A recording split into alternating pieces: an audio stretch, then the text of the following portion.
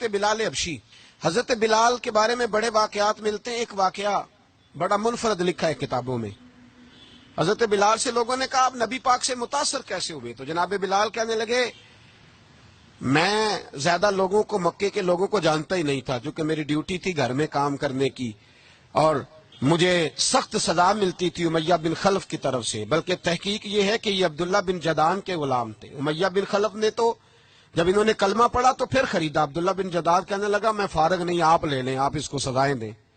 تو کہتے میں ان کے گھر میں ہوتا تھا، تو میں تو زیادہ لوگوں کو جانتا ہی نہیں تھا، کبھی مجھے موقع ہی نہیں ملا تھا باہر نکلنے کا. ہماری غلاموں کی کوئی زندگی نہیں ہوتی تھی.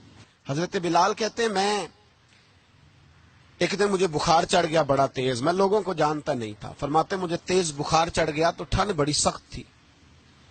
میرے مالک نے مجھے کئی کلو جوں دیے پیسنے کو چکی پہ. کہتے میں بیمار تھا تو میں نے کچھ دوائی لی جو اس وقت موجود ہوتی تھی. میں نے اوپر لحاف لیا، دودھ پیا تو مجھے نیند آ گئی. جب میں سویا تو میرا مالک آ گیا.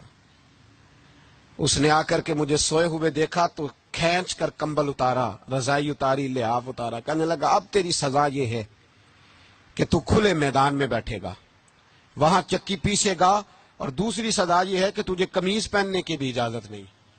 حضرت بلال کہتے ہیں تیز بخار، ٹھنڈ کا عالم، اور جب میں چکی پیس رہا تھا تو رو رہا تھا، اور میں پوچھ رہا تھا خدایا ہمارے نصیب، اللہ ہمارے مقدر ہے جرم ضعیفی کی سزا مرگ مفاجات.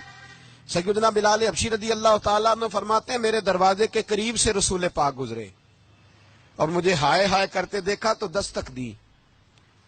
میں نے کہا کون ہے؟ دروازہ کھلے آ جاؤ. محبوب اندر آئے تو پوچھنے لگے کیوں رو رہے ہو؟ میں نے کہا جاؤ اپنا کام کرو. یہاں دکھ سارے پوچھتے ہیں، مداوع کوئی نہیں کرتا.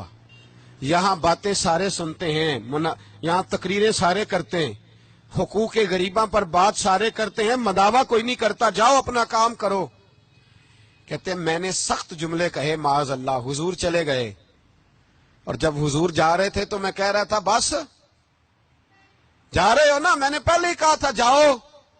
کہتے ہیں قربان جاؤں، تھوڑی دیر گزری تو اللہ کے رسول کے ہاتھ میں گرم دودھ کا پیالہ تھا، کھجوریں تھیں. حضور تشریف لائے اور کریم رسول نے مجھے کھجوریں دی، دودھ پلایا اور کہا چل جا کمبل میں بیٹھ جا. تو میں نے کہا چکی کون پیسے گا؟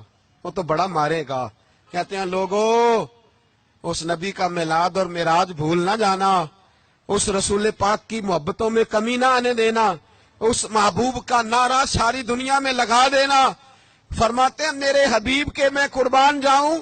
مصطفیٰ کریم نے فرمایا تو بیٹھ رضائی میں اور آج تیرے حصے کی چکی میں پیسوں گا. کہتے ہیں ساری رات حضور چکی پیستے رہے، ساری رات. سویرے میں اٹھا اور میرے حبیب پاک نے مجھے وہ سارا کچھ دیا اور خود چلے گئے. اگلی رات پھر آئی تو حضور پھر آ گئے، مجھے پھر رضائی میں لٹایا، دودھ پلایا اور ساری رات چکی پیسی.